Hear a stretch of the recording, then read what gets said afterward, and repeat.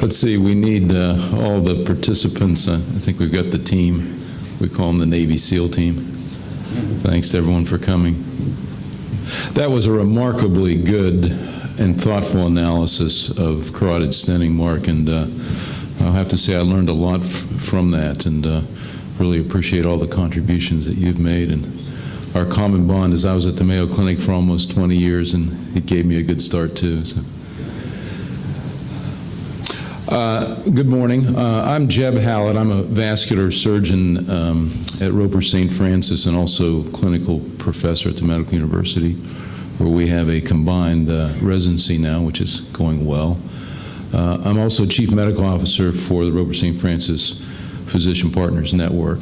So I'm down at the level of the patient and also up at the 30,000-foot level of trying to figure out what's going to happen in healthcare. We've done this panel now for a few years, and you'll recognize many of the veterans. We've added one young team player here whom I'll introduce shortly. The problems that we talked about last year are pretty much the problems we have this year, except the pace at which things are changing has accelerated. And some of the problems we presented last year we'll come back to because we've been working on some solutions in the past year, which I think you'll find interesting.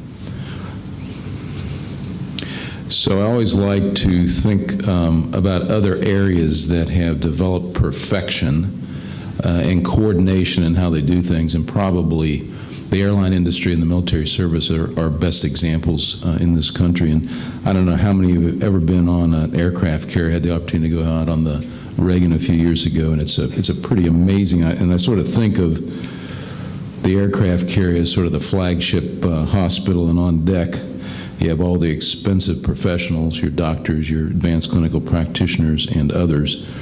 And then around the ship, you have the outpatient clinics, which are important and revenue sources. You have diagnostic center and labs, which are really important and really doing well.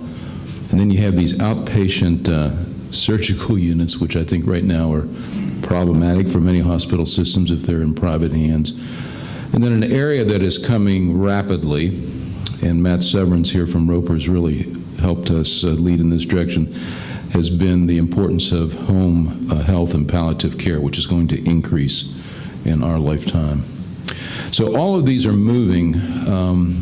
All these are moving at an ever-increasing speed. You probably don't realize an aircraft carrier, at least what is not top secret, moves at 30 knots.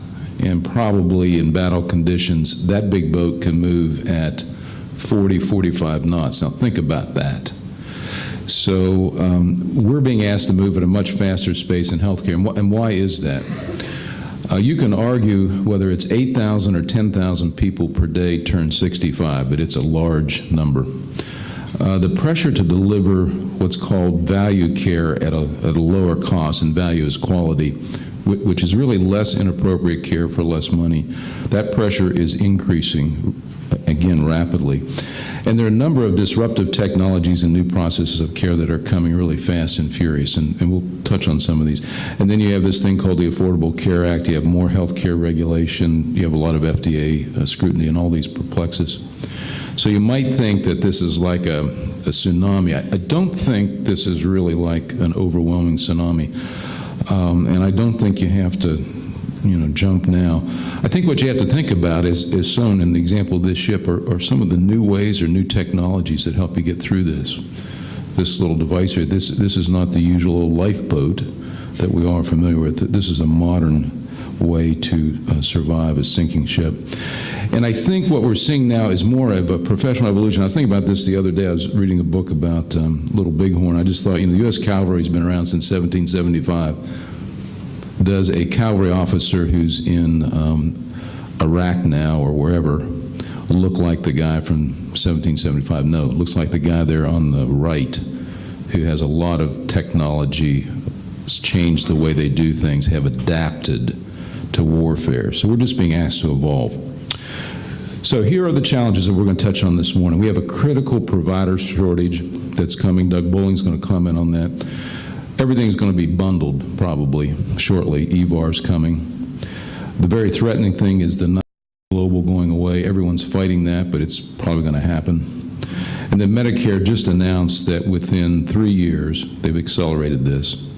About 50% of the dollar they're going to give us is going to be based upon last year's quality metrics. That's pretty scary if you think about that, especially if you're not measuring those already.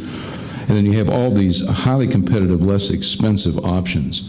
When Walmart and CVS and others get into healthcare, watch out, because they know how to run businesses and they know how to connect with patients. And if you watch TV now, CVS has more ads on than Roper St. Francis or MUSC. Okay, so this morning what we're going to do is talk about some of these problems we've been touching on the last few years, but we're going to look at some of the innovative solutions that we're trying. And so we have this, I call him the SEAL Team 6. Doug Bowling is the Chief Strategy Officer for Roper St. Francis, also the CEO with whom I work for our partners group. Matt Severance is the hospital CEO at Roper.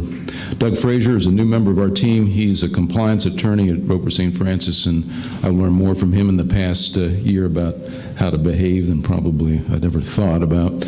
Gene Langan has been on this panel a number of years. Gene is a chief of surgery at Greenville, very knowledgeable about systems and leadership. Bruce Elliott has just moved up to be vice president for medical affairs at MUSC. He's basically the dean of medical affairs and very involved in the healthcare changes. And we're glad to welcome back Chuck McIntosh, who's the chief medical officer for Cook Medical. So we're going to get a lot of different viewpoints. So here's the format. Doug Bowling's going to give us the 2015 update on some of these major issues, and then we're going to come back to several case scenarios, what keeps us awake at night, and we'll move through those efficiently, and then we'll have some interactive discussion with you, and we'll be mindful of the break that you'd like to take at 9:45. So with that introduction, Doug, I think I'll have you come up and make your comments. I guess we put my slides down and bring his up, please. Thank you, Jeb. Good morning, all.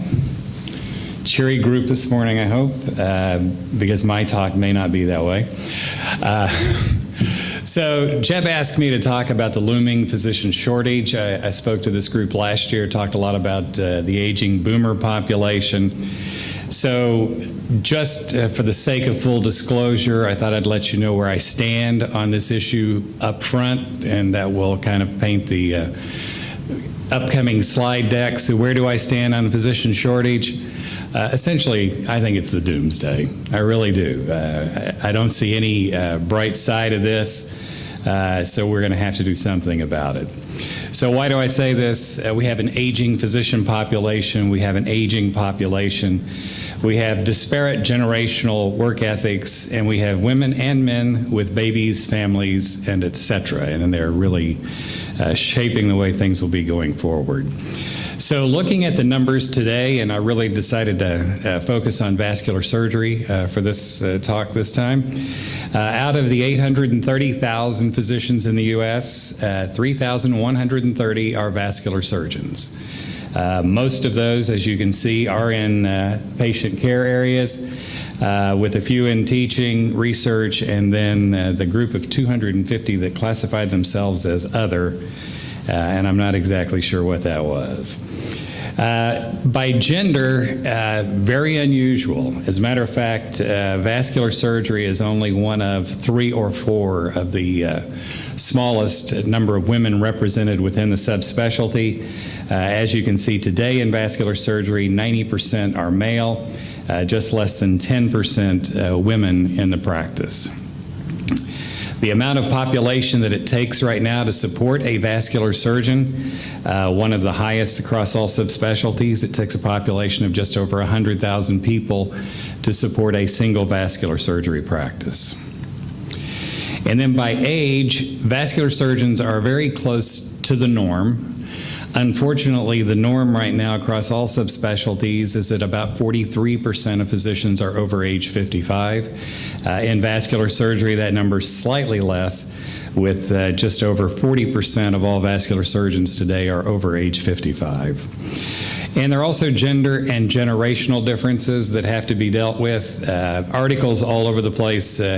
Last year I talked about Karen Seibert, who wrote an article that appeared in the Wall Street Journal that really said The number of physicians seeking part-time employment was a shame, that if you went into medical school, you should expect to work full-time, and she really came out strongly against part-time physicians, and hasn't really affected much. In fact, more physicians than ever are choosing part-time work. A recent study in Washington State showed that 1 in 3 primary care physicians have elected to work part-time. And that trend continues. We're seeing it in articles all over. This one in the New York Times talking about a doctor that's elected to go into employment and seek a 36-hour work week for her profession. And a number of doctors, this back a year and a half ago when Dr. Sondheimer wrote, millennials seem to be more inclined than previous generations of physicians to trade some of their income for more control of their hours and an improved lifestyle. And we are certainly seeing this as we recruit physicians. The worked hours per week, direct patient contact hours, call coverage is more important in most cases than where we actually peg the compensation in the first few years of employment. And I think last year, I forget the exact statistic, more than 90% of physicians coming out of their training programs sought employment in a healthcare system or large group rather than going into private independent practice. So some statistics, 62% increase in part-time physicians in the last decade. In 2011, 44% of all women physicians worked part-time. Part-time physicians now represent 20% of the physician workforce, and 52% of all graduates coming out of their training program are women today. So a little math with vascular surgeons. 1,257 are over age 55, and it is likely that 75% of those will retire in the next decade. And that's not saying that all vascular surgeons retire at age 65, because some of those that are practicing are way over 65 at this point. So we know that they will retire soon. If you figure that out of the just over 3,100, that's 942 retirements. And then the other question, there is a percentage, and we can debate how large it will be, will quit in the next decade due to accident, illness, death, or just overwhelming frustration. For the sake of argument, I took a very low number here and said that will be 5% or another 60 or so vascular surgeons that will just leave practice for one of those reasons. And it puts us around total just above 1,000 vascular surgeons that would retire in the next decade. Good news, bad news, with regard to replacing them, fewer women are pursuing vascular surgery than pursue other subspecialties.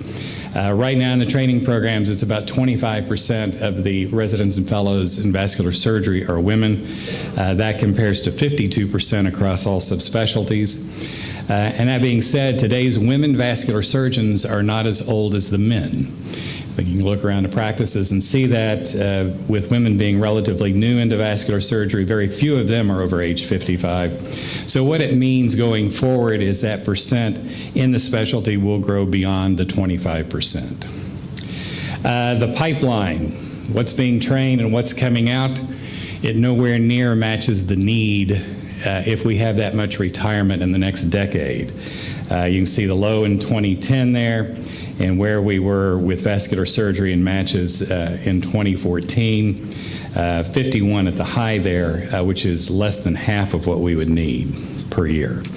So replacing a vascular surgeon is not as difficult as replacing others, some based on the aging, some based on the gender issue there.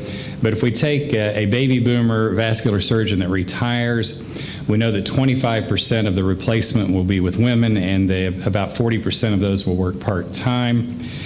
With men, 75% of new vascular surgeons will be men.